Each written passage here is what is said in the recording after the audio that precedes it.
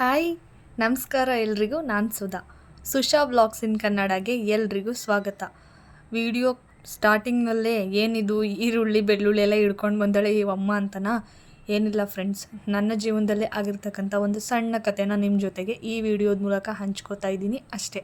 ಅದು ಕೂದಲಿಗೆ ಸಂಬಂಧಪಟ್ಟಂಗೆ ಒಂದು ಸಣ್ಣ ಕತೆ.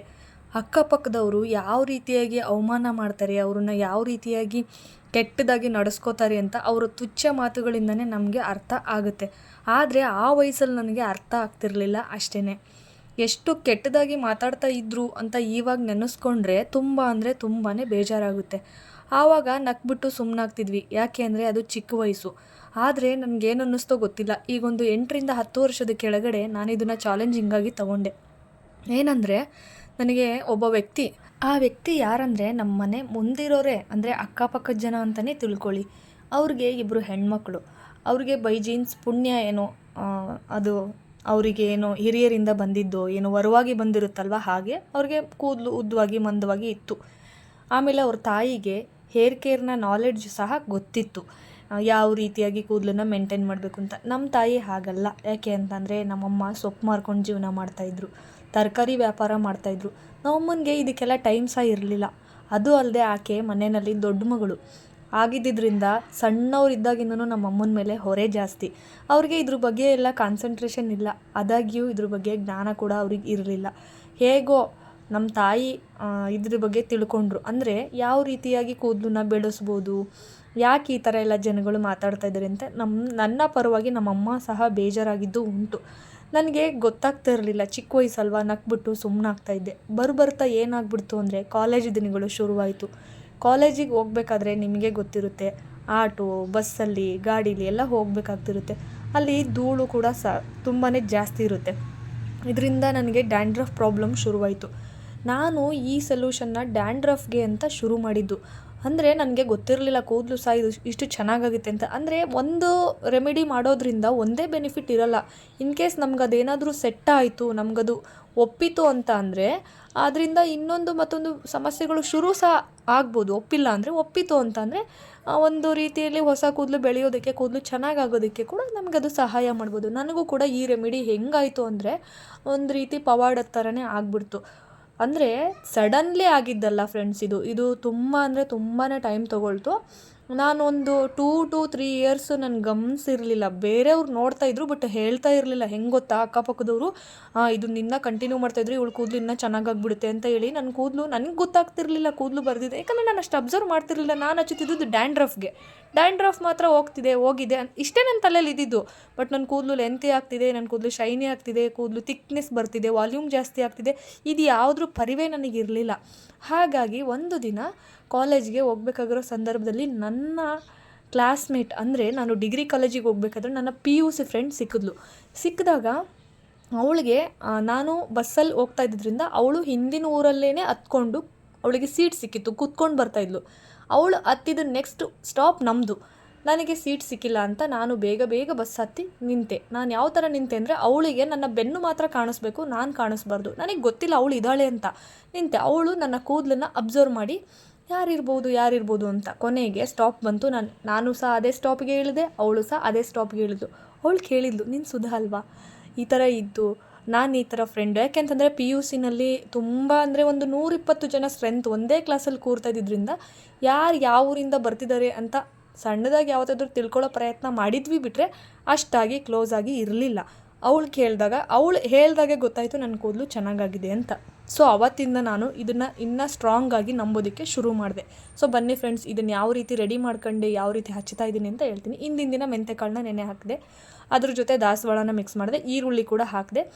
ವೀಳ್ಯದೆಲೆ ಹಾಕ್ಬೋದು, ಇಲ್ಲ ಅಲೋವೆರಾ ಹಾಕ್ಬೋದು. ನನಗಿದೆ 2 ಅಲೋವೆರಾ ಅವೈಲೇಬಲ್ ಇಲ್ಲ, ಯಾಕೆಂದರೆ ಪ್ಯೂರ್ ಅಲೋವೆರಾ ಸಿಗೋದು ಸಹ ಕಷ್ಟ, ಹಾಗಾಗಿ ಹಚ್ಚಿಲ್ಲ ನಾನು. ಇದನ್ನೆಲ್ಲ ಚೆನ್ನಾಗಿ ಗಂಧದ ಥರ ರುಬ್ಬಿದೆ ಫ್ರೆಂಡ್ಸ್. ರುಬ್ಬಿ ಕೂದಲಿಗೆ ಯಾವ ಕಡೆಯಿಂದನೂ ಬಿಡಬಾರ್ದು, ಆ ರೀತಿಯಾಗಿ ಹಚ್ಚಬೇಕು. ಯಾರ್ದಾದ್ರೂ ಸಹಾಯ ತಗೊಂಡ್ರೆ ಇನ್ನೂ ಒಳ್ಳೆಯದು. ಅದು ನಿಮ್ಮ ಮನೆಯವ್ರ ಸಹಾಯನೇ ಆಗಿರಲಿ, ನಿಮ್ಮ ತಾಯಿ, ಅಕ್ಕ, ತಂಗಿ, ಯಾರಾದರೂ ಅಣ್ಣ ತಮ್ಮಂದರು ಫ್ರೆಂಡ್ಲಿಯಾಗಿ ನಿಮಗೆ ಸಪೋರ್ಟಿವ್ ಆಗಿದ್ದರೆ ಅವರಿಂದನೂ ಸಹ ಹಚ್ಕೊಳ್ಳಿ.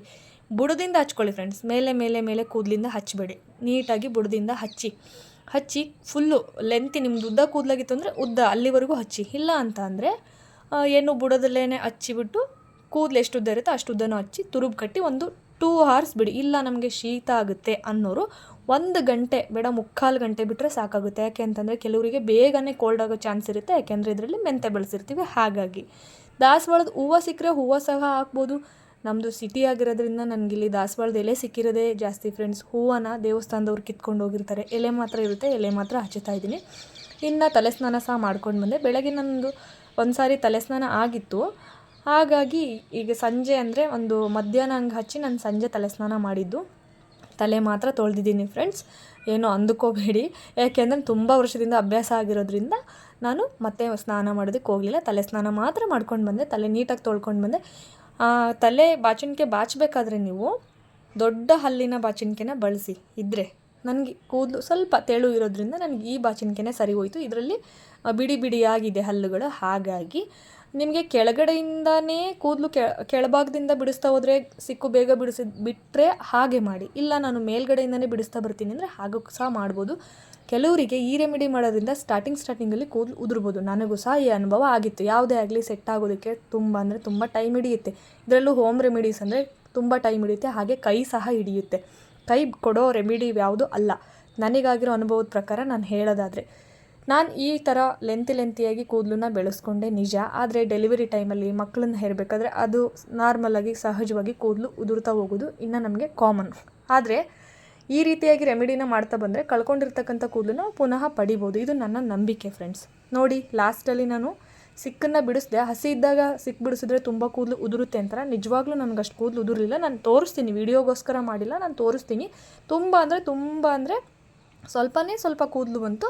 ತಲೆಯಲ್ಲಿ ಸಿಕ್ಕು ಸಹ ಉಳಿಲಿಲ್ಲ. ನಾನು ನೀಟಾಗಿ ಬಿಡಿಸ್ಕೊಂಡಿದ್ದೀನಿ. ನಿಜ ಹೇಳ್ತಿದ್ದೀನಿ ಫ್ರೆಂಡ್ಸ್, ನಾನು ವಿಡಿಯೋಗೋಸ್ಕರ ಅಷ್ಟು ಕೂದಲು ತೋರಿಸಿಲ್ಲ. ನಿಜವಾಗ್ಲೂ ಬಿಡಿಸಿದೆ. ತಲೆ ಎಷ್ಟು ಕೂದಲು ಬಂತು ಅಷ್ಟನ್ನೇ ನಾನು ತೋರಿಸ್ತಾ ಇದ್ದೀನಿ. ನೋಡಿ, ಇಷ್ಟು ಬಂತು ಕೂದಲು. ನಾನು ಯಾವ ಬಾಚಣಿಕೆಯಿಂದ ಬಾಚಿದ್ದೀನಿ ಅನ್ನೋದನ್ನು ಸಹ ತೋರಿಸ್ತೀನಿ. ಅದಕ್ಕಿಂತ ದೊಡ್ಡ ಬಿಡಿಯಾಗಿರ್ತಕ್ಕಂಥ ಹಲ್ಲಿನ ಬಾಚಣಿಕೆ ಇದ್ದರೆ ಅದರಲ್ಲೂ ಸಹ ನೀವು ಬಿಡಿಸ್ಕೊಳ್ಳಿ, ಏನೂ ತೊಂದರೆ ಆಗೋಲ್ಲ. ಆವತ್ತಿನ ದಿನ ಸೋಪಿನ ಜೊತೆ ಆಗಲಿ ಶಾಂಪೂವಿನ ಜೊತೆ ಆಗಲಿ ತಲೆ ಸ್ನಾನ ಮಾಡಿಬಿಡಿ. ನಿಮಗೆ ಆಗೋದೇ ಇಲ್ಲ ಅಂದರೆ ಸೀಗೆಕಾಯಿ ಪುಡಿ ಬಳಸಿ. ಇಲ್ಲ ಅಂದರೆ ಹಿಂದಿನ ದಿನ ತಲೆ ಸ್ನಾನ ಮಾಡಿರ್ತೀರಲ್ವ, ಇವತ್ತಿನ ದಿನ ಡ್ರೈ ಆಗಿರುತ್ತೆ ಕೂದಲು. ಆ ಡ್ರೈ ಕೂದಲಿಗೆ ಈ ಒಂದು ರೆಮಿಡಿನ ಹಚ್ಬಿಟ್ಟು ಪ್ಲೇನ್ ವಾಟ್ರಲ್ಲಿ ವಾಶ್ ಮಾಡಿ ನೀಟಾಗಿ ಒಣಗಿಸ್ಕೊಳ್ಳಿ, ಬಿಡಿಸ್ಕೊಳ್ಳಿ. ಆವತ್ತೇ ಬಿಡಿಸ್ಕೊಳ್ಳಿ. ಸ್ವಲ್ಪ ಹಸಿ ಇರುವಾಗಲೇ ಬಿಡಿಸ್ಕೊಳ್ಳಿ, ಏನೂ ತೊಂದರೆ ಆಗೋಲ್ಲ ಫ್ರೆಂಡ್ಸ್. ತುಂಬ ಚೆನ್ನಾಗಿ ರಿಸಲ್ಟ್ ಬರುತ್ತೆ. ನೀವೇ ನೋಡ್ತಾ ಇದ್ದೀರಾ, ಸ್ವಲ್ಪ ಟೈಮ್ ತೊಗೋಬೋದು ಅಷ್ಟೇ. ಇನ್ನು ಆವತ್ತಿನ ಊಟಕ್ಕೆ ನಾನು ಸಬ್ಬಕ್ಕಿ ಸೊಪ್ಪನ್ನು ಹಾಕಿ ಸಬ್ಬಕ್ಕಿ ಈ ರೀತಿಯಾಗಿ ಒಬ್ಬೊಬ್ಬರು ಒಂದೊಂದು ಥರ ಕರೀತಾರೆ. ಸಬ್ಬಸಿಗೆ ಸೊಪ್ಪನ್ನು ಹೆಸರು ಕಾಳಿನಲ್ಲೂ ಹಾಕ್ಬೋದು, ಇನ್ನು ತೊಗರಿಬೇಳೆನಲ್ಲೂ ಹಾಕ್ಬೋದು, ಇಲ್ಲ ಹಸಿ ಕಾಳು ಯಾವುದಾದ್ರೂ ಸಿಕ್ಕಿದ್ರೆ ಅದರಲ್ಲಿ ಕೂಡ ಹಾಕ್ಬೋದು. ನಾನಿವತ್ತು ಬೇಳೆನ ಬಳಸ್ಬಿಟ್ಟು ಸಬ್ಬಕ್ಕಿ ಸೊಪ್ಪು ಮತ್ತು ಬೇಳೆನ ಹಾಕಿ ಉಪ್ಸಾರು ಮಾಡ್ತಾಯಿದ್ದೀನಿ. ಉಪ್ಸಾರು, ಬಸ್ದು ಮಾಡೋದಲ್ವ, ಬಸ್ಸಾರು ಮಾಡ್ತಾಯಿದ್ದೀನಿ. ಇನ್ನು ಹಳ್ಳಿ ಕಡೆ ಆದರೆ ಈರುಳ್ಳಿ, ಬೆಳ್ಳುಳ್ಳಿ, ಟೊಮೆಟೊ ಮತ್ತು ಹಸಿರು ಮೆಣಸಿನ್ಕಾಯಿ ಇಲ್ಲ ಒಣ ಮೆಣಸಿನ್ಕಾಯಿನ ಒಲೆಯಲ್ಲಿ ಸುಡ್ತೀವಿ ಫ್ರೆಂಡ್ಸ್. ಆದರೆ ಇಲ್ಲಿ ನಮ್ಗೆ ಆ ಫೆಸಿಲಿಟಿ ಇಲ್ಲ, ಹಾಗಾಗಿ ನಾನು ಕಡಾಯಿನಲ್ಲಿ ಇದನ್ನು ಉರಿತಾಯಿದ್ದೀನಿ. ಒಂದು 5ರಿಂದ 6 ಹೆಸರು ಬೆಳ್ಳುಳ್ಳಿ, 1-2 ಈರುಳ್ಳಿ, 2 ಟೊಮೆಟೊ, ಒಂದು ಟೊಮೆಟೊ, 1 ಹಸಿರು ಮೆಣಸಿನ್ಕಾಯಿನ ನಾನು ಇಲ್ಲಿ ಬಳಸಿದ್ದೀನಿ. ಸ್ವಲ್ಪ ಕೊತ್ತಂಬರಿ ಸೊಪ್ಪನ್ನು ಹಾಕಿ, ಹುಣಸೆಹಣ್ಣು, ಸ್ವಲ್ಪ ಜೀರಿಗೆನೂ ಹಾಕಬೇಕು ಫ್ರೆಂಡ್ಸ್. ಇನ್ನು ಬೇಯಿಸಿಟ್ಟಿರ್ತಕ್ಕಂಥ ಸೊಪ್ಪನ್ನು ಹಾಕಿ ಚೆನ್ನಾಗಿ ರುಬ್ಕೊಂಡು ತಗೊಂಡು ಬಂದಿದ್ದೀನಿ. ಇನ್ನು ಈ ರುಬ್ಬಿಟ್ಟಿರ್ತಕ್ಕಂಥ ಮಸಾಲೆನ ಕೊನೆಯಲ್ಲಿ ನಾವೇನು ಸೊಪ್ಪು ಮತ್ತು ಬೇಳೆಯನ್ನು ಬಸ್ತಿರ್ತೀವಲ್ವ, ಆ ನೀರಿಗೆ ಹಾಗೆ ಮಿಕ್ಸ್ ಮಾಡೋದು. ಆ ನೀರು ಪೂರ್ತಿಯಾಗಿ ತಣ್ಣಗಾಗಿರಬೇಕು. ಇಲ್ಲ ಅಂತ ಅಂದರೆ ಈ ಮಸಾಲೆ ಬಿಸಿ ಇದ್ದಾಗಲೇ ಹಾಕಿದರೆ ಆ ಒಂದು ಬಸ್ಸಾರು ಏನು ಬರುತ್ತೆ, ಉದುಕ ಅಂತ ಹೇಳ್ತೀವಲ್ವ, ಅದು ಒಡೆದೋಗೋ ಚಾನ್ಸ್ ಇರುತ್ತೆ. ಅಂದರೆ ಒಡೆದೊಡೆದಿರೋ ಥರ ಆಗುತ್ತೆ. ಹುಣಸೆ ಹಣ್ಣು ಬೇರೆ ಹಾಕಿರ್ತೀವಿ, ಹಾಗಾಗಿ ಹದ ಸರಿಯಾಗಿ ಬರಲ್ಲ. ಪೂರ್ತಿಯಾಗಿ ನೀರು ತಣ್ಣಗಾಗಿಂದೆ ಈ ಮಸಾಲೆನ ಮಿಕ್ಸ್ ಮಾಡಿದರೆ ತುಂಬ ಚೆನ್ನಾಗಿ ಬರುತ್ತೆ. ಇನ್ನು ಈ ಕಡೆ ಬಸ್ತಿಟ್ಕೊಂಡಿರ್ತಕ್ಕಂಥ ಸೊಪ್ಪು ಮತ್ತು ಬೇಳೆಗೆ ಒಗ್ಗರಣೆನ ಮಾಡ್ಕೊಂಡು ನಾನು ಸ್ವಲ್ಪ ಎಣ್ಣೆ ಹಾಕಿದೆ. ಈರುಳ್ಳಿ ಮತ್ತು ಒಣಮೆಣಸಿನ್ಕಾಯಿನ ಬಳಸಿದ್ದೀನಿ ಫ್ರೆಂಡ್ಸ್. ಹಸಿರು ಮೆಣಸಿನ್ಕಾಯಿನ ಬಳಸಿದ್ರೆ ಅದರಲ್ಲಿ ಸೊಪ್ಪಲ್ಲೇ ಹಸಿರಾಗಿರುತ್ತಲ್ವ, ಹಾಗಾಗಿ ಮಕ್ಕಳಿಗೆ ಕಾಣಿಸಲ್ಲ, ಖಾರವಾಗಿರುತ್ತೆ ಅಂತೇಳಿ ಒಣಮೆಣಸಿನ್ಕಾಯಿನ ಬಳಸಿದ್ದೀನಿ. ಹಾಗೆ ಒಣಮೆಣಸಿನ್ಕಾಯಿನೇ ಮ್ಯಾಕ್ಸಿಮಮ್ ನಾನು ಬಳಸೋದು. ನೋಡಿ, ಈ ರೀತಿಯಾಗಿ ಬಸ್ಸಾರಿಗೆ ನೀರು ತಣ್ಣಗಾಗಿಂದೆ ಮಸಾಲೆನ ಮಿಕ್ಸ್ ಮಾಡಿದೆ. ಮುದ್ದೆ ಕೂಡ ರೆಡಿ ಆಯಿತು. ಮುದ್ದೆ, ಬಸ್ಸಾರು ಮತ್ತು ಒಗ್ಗರಣೆ ಹಾಕ್ಕೊಂಡಿರ್ತಕ್ಕಂಥ ಸೊಪ್ಪು. ಇಷ್ಟ ಆಗಿತ್ತು ಫ್ರೆಂಡ್ಸ್ ಮಧ್ಯಾಹ್ನದ ಊಟ.